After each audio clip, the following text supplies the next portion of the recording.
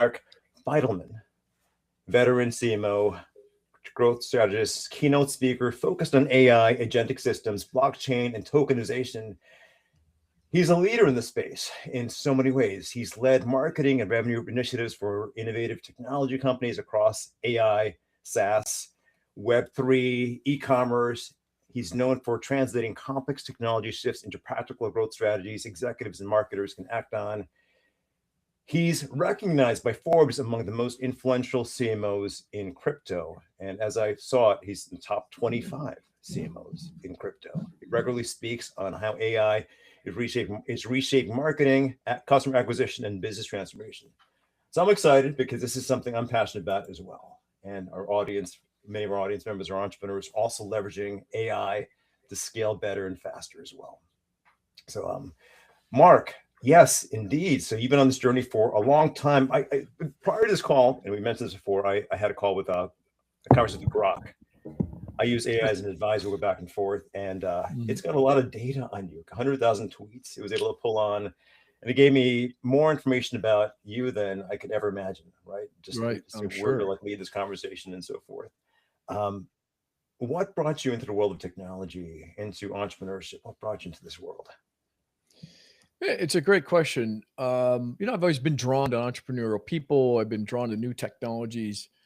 I've been drawn to game-changing technologies that change the world, and certainly, I sit on top of AI, robotics, and tokenization, and I think those are three that are going to change the world dramatically. So I just like being in that space. Amazing. And you've tokenized GPUs before, right? GPUs, we all know, we think of NVIDIA. And you were recently also at the NVIDIA conference about a week ago. Yeah, yeah. How do you spot the next play in the space and like, with all the hype that's going on out there? I mean, that's a tough one because there is a lot of hype. What's real? You got to separate what's real from what's fiction. But there's a general trend. AI is more than a trend now. It's here and it's only going to get better.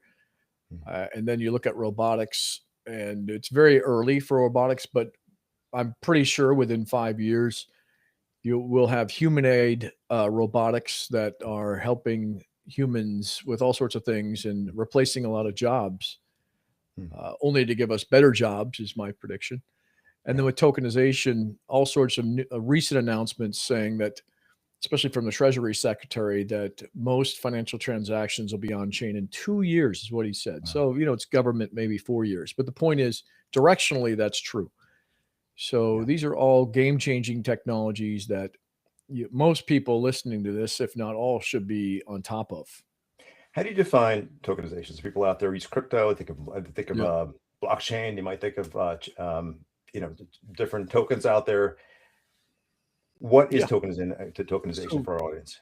tokenization is a security, and that security is on the blockchain. So you could secure real estate, you could secure any asset worth any kind of value, you could secure equity. So just think of it as a stock.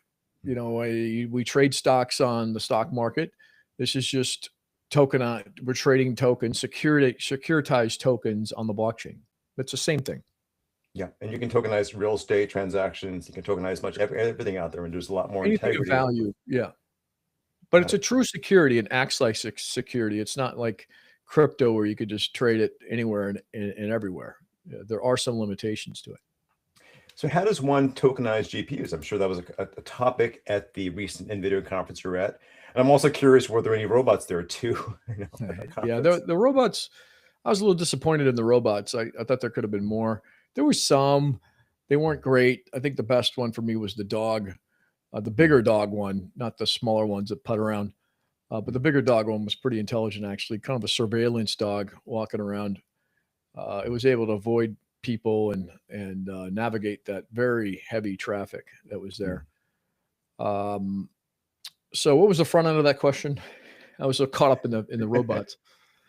Well, I know you're in the tokenization. You're currently CMO of an organization currently, right? As I understand it. Yes.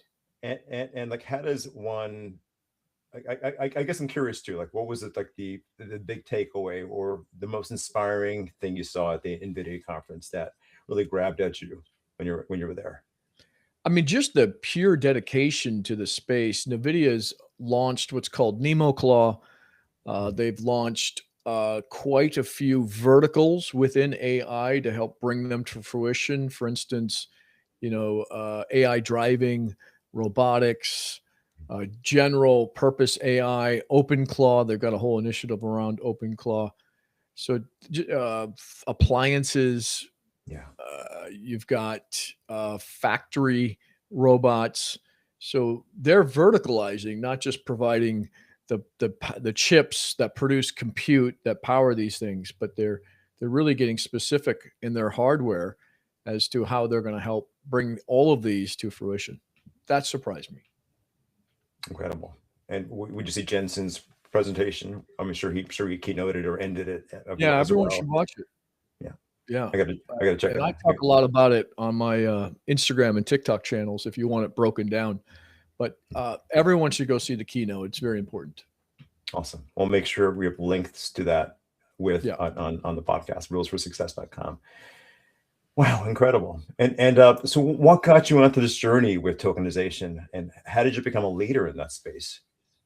Well, I saw the future. I was in crypto for such a long time, and I saw the fraud and all the people that were, let's just say, less than ethical.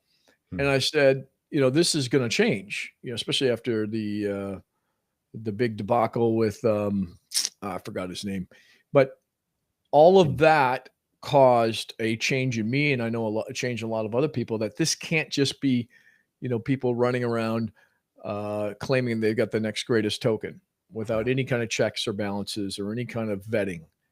So when we go to the next level here, which is securitized tokens, there's lots of checks and balances. Yeah. And the software is doing it, and the blockchains do it, and the smart contracts are doing it. It's even safer than trading stocks on the NASDAQ. Right. So, yes, it's a pain in the ass, and there weren't clear rules, but I knew that we were heading that direction. Now, recently, the SEC and FINRA has put out clearer rules as to what is a security and what's not in terms of digital assets. So now we'll see institutions start to come in because they're not worried they're going to lose their license from participating in something like this. So within 2 years is what the secretary said. I'd say about 4, we'll see every transaction on chain. Incredible. Yeah, that makes a lot of sense, especially in the world where there's a lot of chaos. How do you separate the chaos, and how do you stay positive, engaged with all the noise that's out there in all these spaces, whether it's crypto and politics? Like, I'm curious about that. Because focus is a key part of the communities I lead, really maximizing focus and staying engaged in the game at hand for each of us as entrepreneurs and leaders. Yeah, I really pay attention to people that have the money that are actually doing it rather than all of the pundits, especially the press, who know nothing really about what this space is. They still compare it to crypto, and all that does is cause mass confusion. So, but I pay attention to the big players like BlackRock and JP Morgan and some of these people that are actually tokenizing things, spending money, and are in the game because, nobody wants to lose money. And when money's on the line, whatever they're telling you they're doing, because with blockchain, it's all visible. We know, we could double check. They are doing, and those are the only people that you should pay attention to. And that's why I have a newsletter for people to subscribe to so they can see what's happening. And what's your newsletter? Well, I can mention later on too, but right now. Yeah. If you go to smartblocks.xyz, there's a newsletter subscription at the top. Awesome. So from Smart Blocks to Exhibits, where you're CMO, are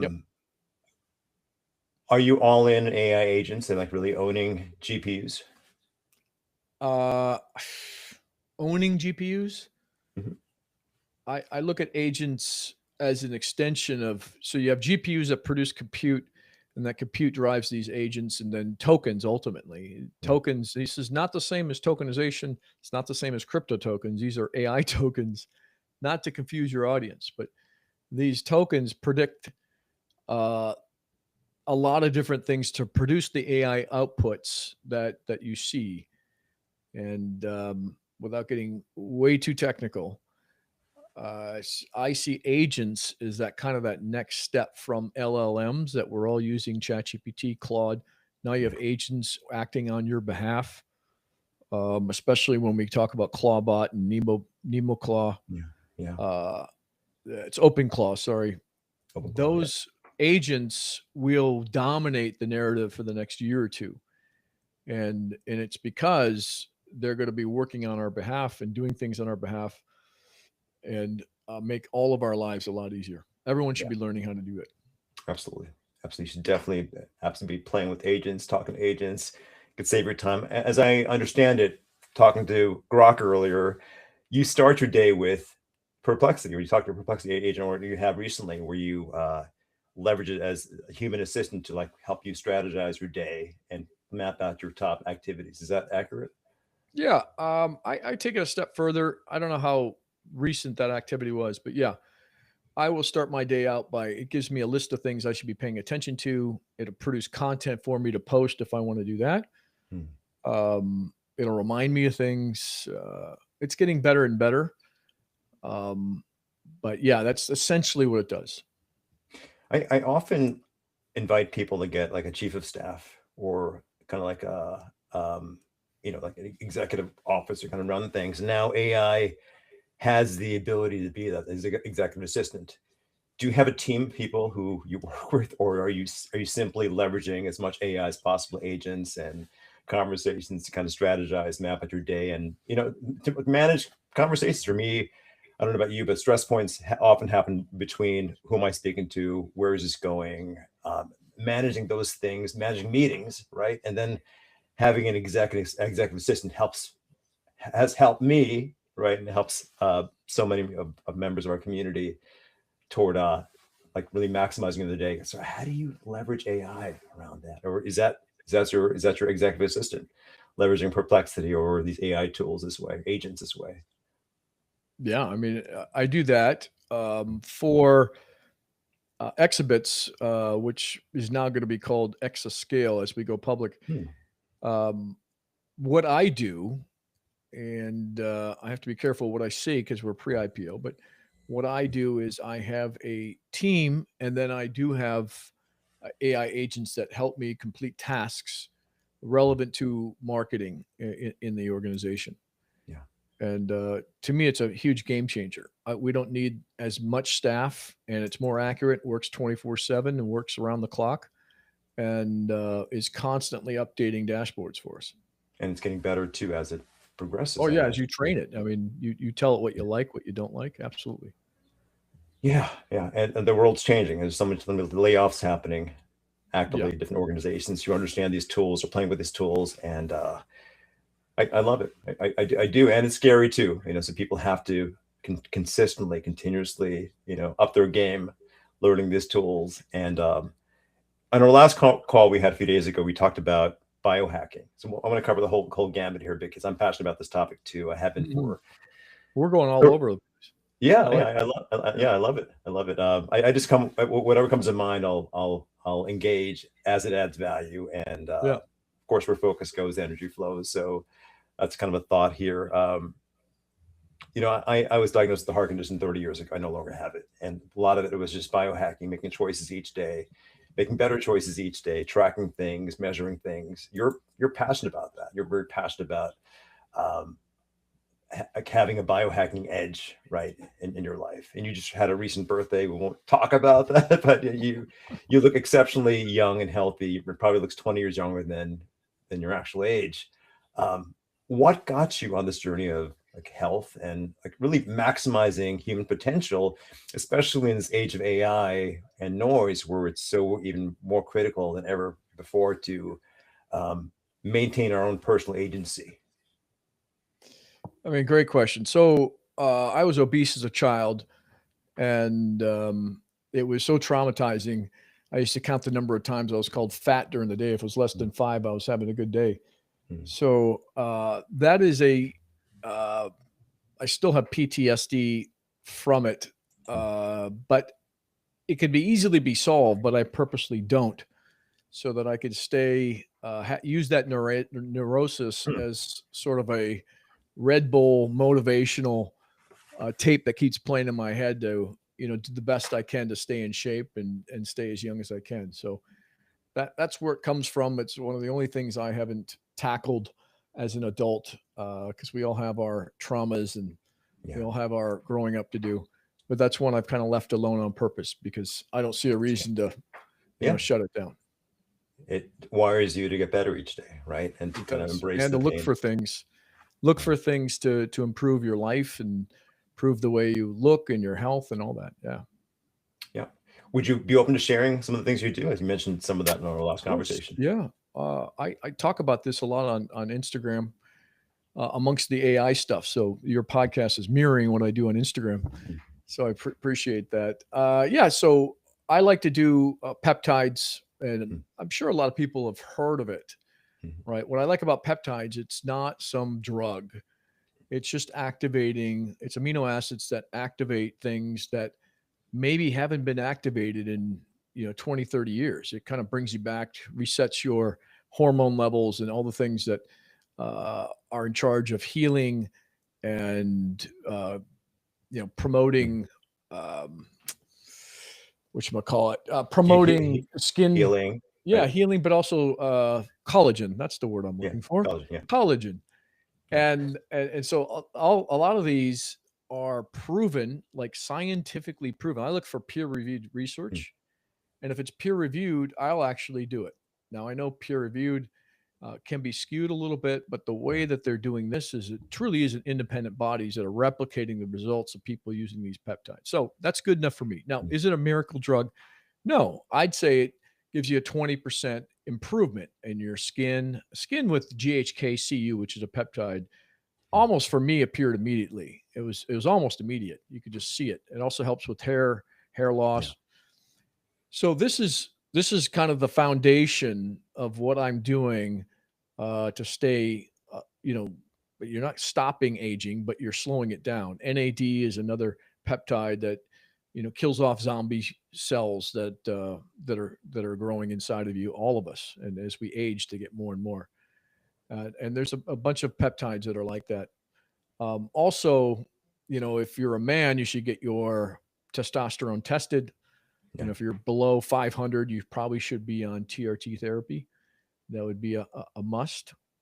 But then you have the problem of too much estrogen being produced. So you really have to do your blood work at least minimum on a quarterly basis. Now, when I did mine, I found out that I was vitamin D deficient, DHEA deficient, all these deficiencies.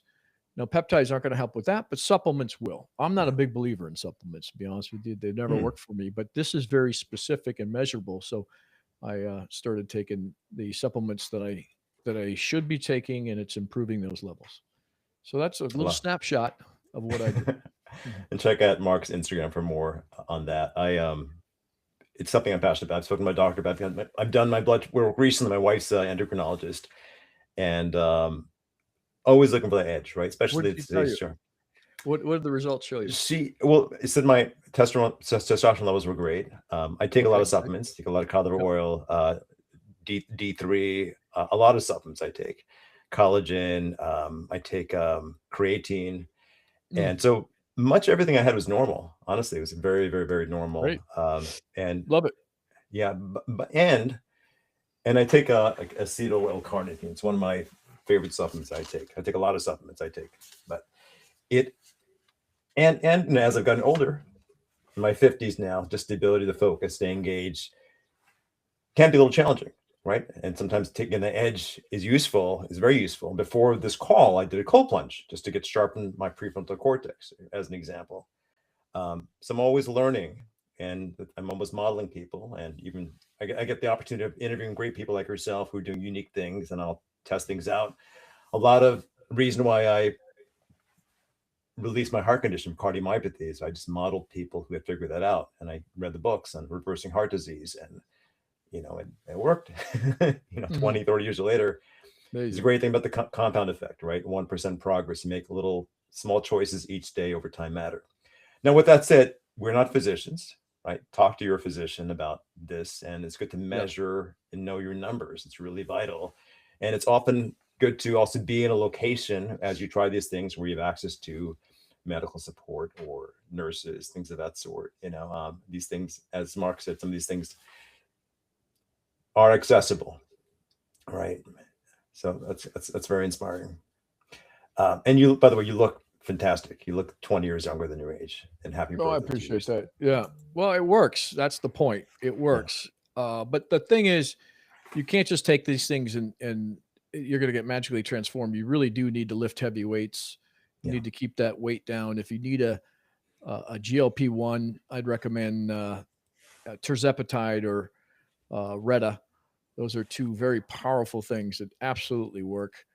Yeah. But you've got to put in the work, the basics, the exercise, the heavy lifting, whether you're a man or a woman.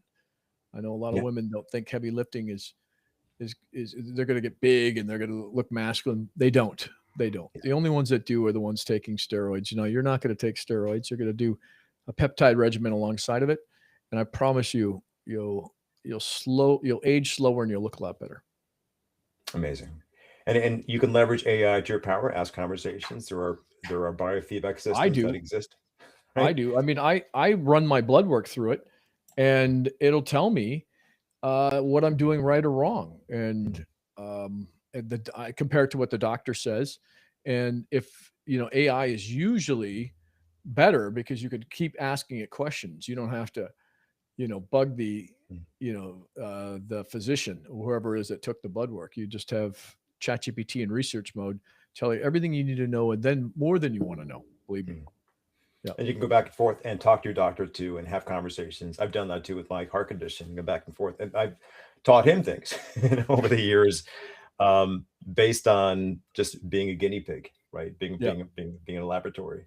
And it's fun, right? I see life as a game. It's an opportunity to improve all aspects of how we engage, think, get stronger, better each day. And you know, I'm curious, what's your why? What drives you each day to show up each day? This is a question we ask members of our community Yeah. success circles and more.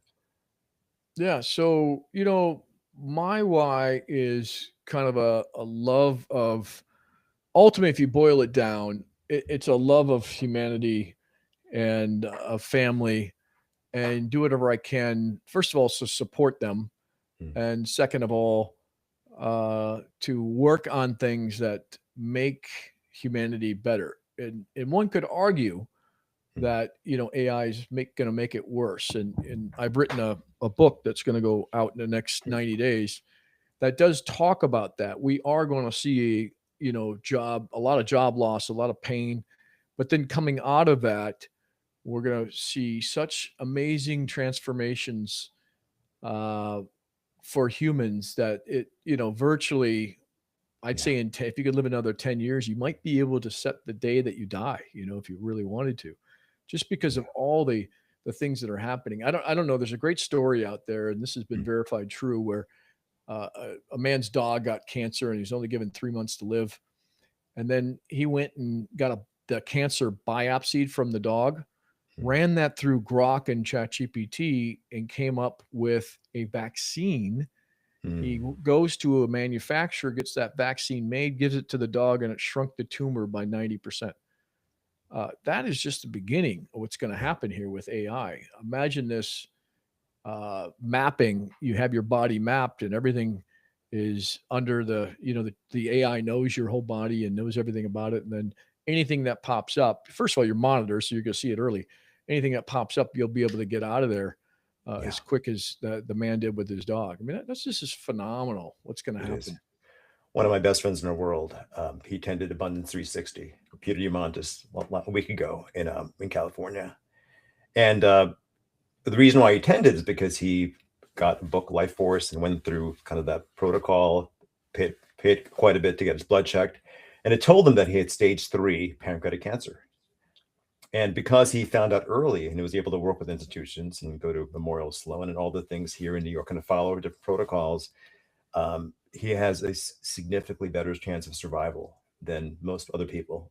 And a lot of that just came from data, like figuring it out early and just doing the things and researching it. And I'm often challenging him to to stay on top of things, not get too lazy, because it is easy to just trust the system completely and versus actually taking full responsibility, having full agency, making better choices, researching options, and seeing ways of blending things together to kind of defeat these things. And to your point, 10 more years, living 10 more years, we can have a lot more control. There's another author on YouTube, Brian Williams, I think, and he's the founder of Venmo, Braintree. It's like his mission, like live another 10 years. And I watched a lot of his videos. He's about the same age, a few years younger than I am. It is very inspiring. The key thing is to be here, be here, and to create impact and do what you can. Yeah, and I know. So, what's your why? I know you've got. Yeah. Well, that was kind of my why. I mean, why am I doing all this? Yeah. You know, what motivates me? It's a love of humanity and my family. It really is. Now, you know, there's many layers to that. Yeah. And you know, I enjoy making money along the way. I enjoy having a good life, a healthy life, enjoy meeting people. But ultimately it's, you know, let's keep the human race going and let's make improvements, whether it's artificial or not, so that we can I love exploring. That's why I like to be an entrepreneur. So we can continue to explore beyond Earth potentially. Yeah. Love that. My son's so I have two kids, and I also help raise my sister's kids. My niece is 21, so I was there when she was born 21 years ago, and really being a force for her. My sister's a single mom. I know you've got a son too, and he's kind of in some ways outpacing you, right? Starting early on this journey. He's way ahead of me. Yeah, way ahead of me. So I'm sure that's part of your why too. Yeah. How is it raising a son in this digital age, especially when you're so immersed with AI and all this tech and understanding it at such a deep level, and possibly knowing that our kids, my son, my daughter, we're careful as far as the tech that they're involved with, and we want them. Like I go hiking and rock scrambling. I do crazy things outdoors. For me, it's about developing the prefrontal cortex and choices. Like, how is it kind of engaging all of that, you know, and raising a very successful son, which you've done so far, you know, balancing all that together as a single dad and the things you're up to. Yeah, I have a daughter too. So for him, he's more into it than I am. I mean, he's building clawbots and Nemo claws on his own. He loves it. He loves the power it gives him. You know, never on earth is a 20-year-old being, you know, allowed to have so much power at his fingertips. The internet was a good first step. AI was another, but now he's got agents doing his bidding. Wow. So it's pretty incredible to watch. I don't even get into the programming side. I just have him do it all for me. Amazing. So if anyone wants a claw, one of my customers wants a clawbot, or open claws, I should call it, or a Nemo claw, which is just the enterprise version that NVIDIA has made to keep security under wraps. It is very secure, actually. Then I just go to him. So he's ahead of me in every way. Amazing. I'm sure he challenges you also to keep up with the tech. He's also showing you great things and vice versa. Well, so you play you off know each how other. teenagers are. They all think they're right. Exactly. Yeah, exactly. Especially that age. Yeah. Well, my almost 11-year-old feels that way too. So at times. I bet. Yes. Yeah. All right. That's really awesome. So where do you see all of this? So like, as things progress for the next 5-10 years, and I mean, you can't predict the future, right? Things will change as far as technology goes. In 3 years, likely we'll all have like a robot in our house. Maybe at least here in the U.S., many of us, a good portion of the country, will have some sort of robotic there. Where do you see all this going, advancing to, especially with all the disruption happening, and you know? Yeah, I mean, I also look at what others in the industry say. Like Elon says, you know, most of us will have a robot in the home in 5 years. Hmm. Maybe. I don't know how fast the technology is going for robots. I have yet to witness one on my own that it really kind of blew me away. But you know, the early versions of AI, the LLMs, weren't very good.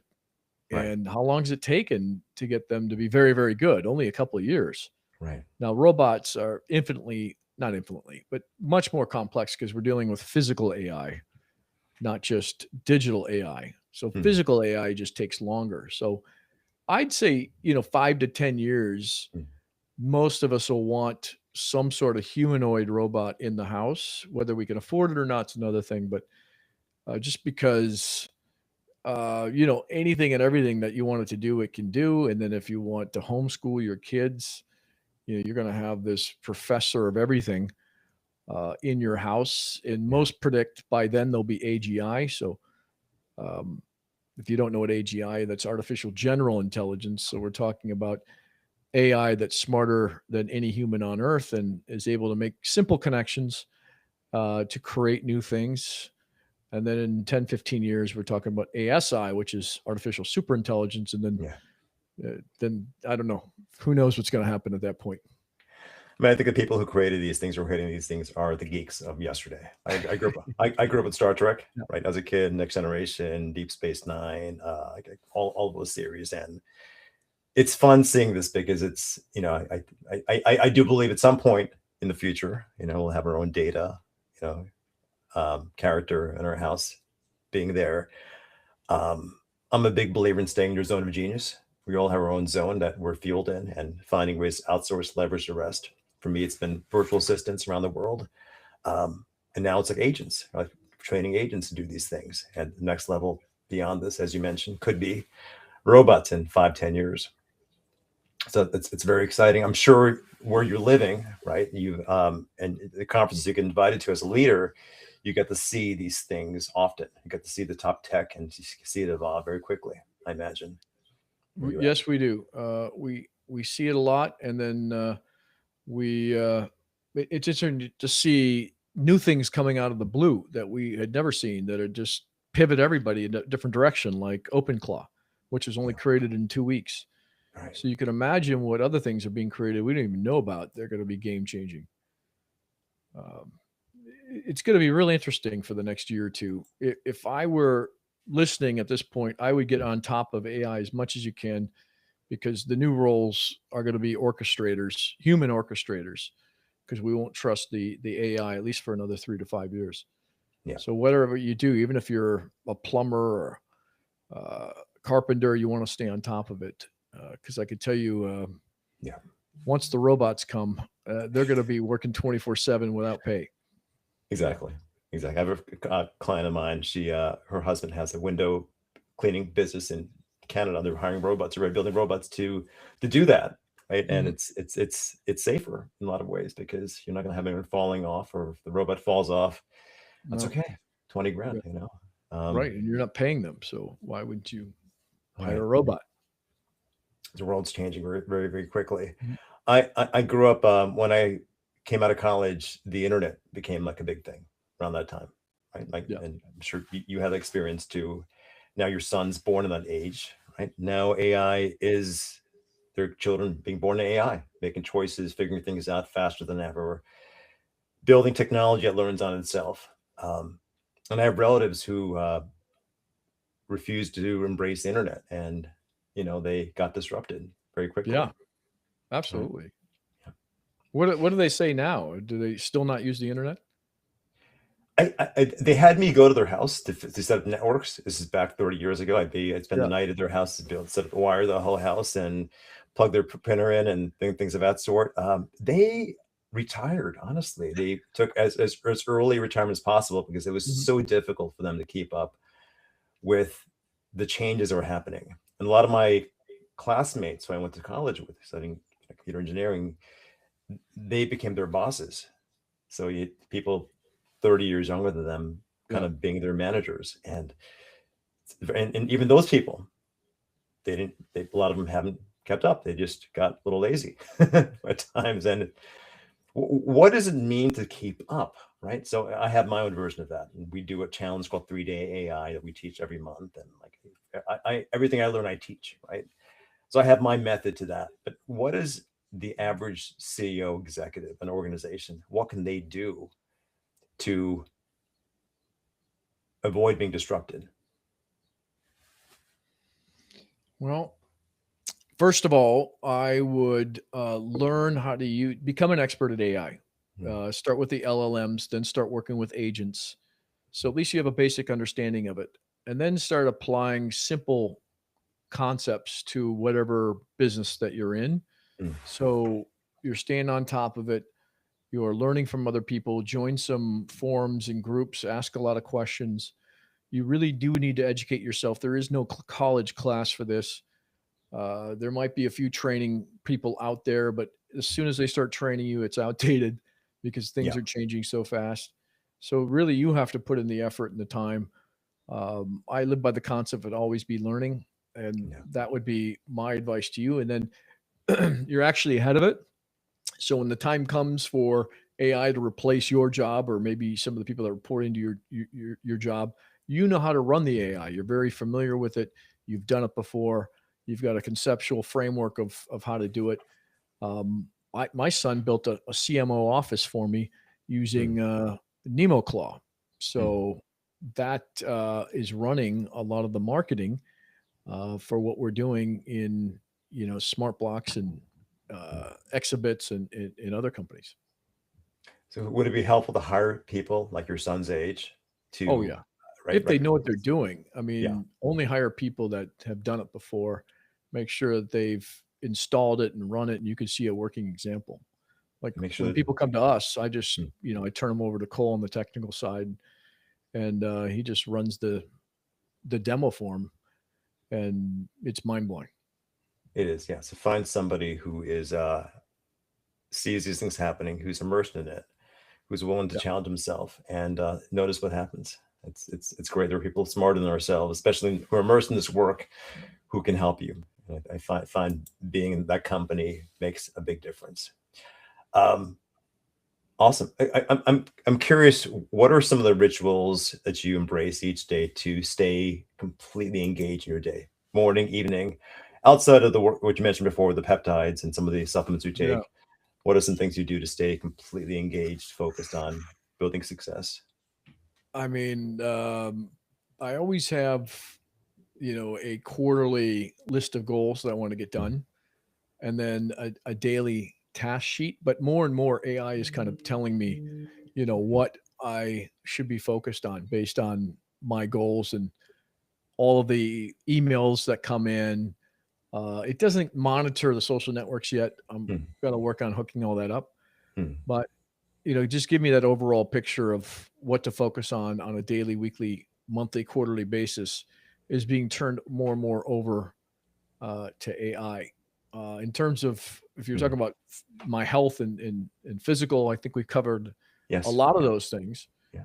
Um, and I think that's the foundation for everything else that I'm doing So you measure a lot of this on a daily basis. You all the use time. you leverage AI to help you measure as well that you're staying on track toward the Yeah, outcomes you I have. have trackers on my wrist, and you know, uh, AI that tracks the peptide usage because you want to cycle it.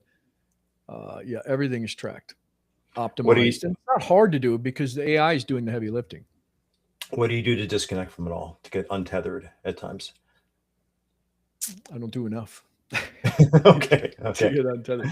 Vacations, Vacations are good. I've spent last summer in Europe. I'll probably do it again this summer, Mm, and I slow it down a little bit, but mm. we have a number of projects going public, so I don't know if I'm going to be able to this year. So outside of what you shared, so we have a separate podcast called Momentum Tips, momentumtips.com. Is there a tip you'd offer our audience outside of what you already showed so far that could advance them on their journey of entrepreneur success, progress? One thing that stands out. I think I've already said it, Mm, about always be learning. yeah. But you have to be the driver of that. Even if you ask AI, "Hey, what should I be learning about now, given what's going on in the world?" I always ask those type of questions in research mode because it really will do the research and come back to you. Especially if it knows you. Mm, So I know I lean on a lot of AI tools, but they're big heuristics and things that you never even thought about to give you information about what to learn. And then when you want to learn about it, it'll create a course for you and direct you through it. And sometimes I put ChatGPT into audio mode and I ask it questions, and it gives me the answers. It's a yeah. great sounding board. And to that effect, right before this conversation, I talked to Grok and we had a conversation and it showed me, and this is a free Grok account. I invite people to always pay for the tools. So they're not being advertised junk and crap and things of that sort. But it gave me a tremendous amount of your background. We went back and forth, we had conversations, we role played, and just extraordinary what you can find out about people, about future, about your industry, about your competition. There's just so much that's available that's out there. So, I often challenge people to use the tools, to have conversations, to leverage AI as an advisor, because that can go a long way too as well. And as I share my screen, I can't figure out how to unshare it. So it's probably at the bottom of the screen. So I'm gonna stop sharing. I figured it out. Excellent. So I appreciate this. For our audience out there, go to rulesforsuccess.com, tap into this podcast, links to Mark's social media, his background. Mark, how do people contact you or reach out to you if they want to do work with you in the future, Yeah, or learn about your current venture? Yeah, I mean, LinkedIn's probably the best. Just go to linkedin.com/Fidelman, my last name, Fidelman, or social media at Mark Fidelman on Instagram and TikTok. Those are good places if you want to see what I'm learning in real time. Got it. Check out Mark's Instagram, because he's got a lot of nuggets there, things he's learned from these conferences, the recent Yes. NVIDIA conference, much more. It's amazing. You can tap into bite-sized nuggets anywhere easily just by leveraging technology, social media, and much more. It's fantastic. Sure. Thank you for the interview today. And for our audience, once again, rulesforsuccess.com. Tap into this AI summary, the mind map, and all the offerings we have, including Mark's contact too as well. Rulesforsuccess.com. Thanks so much. Thank you.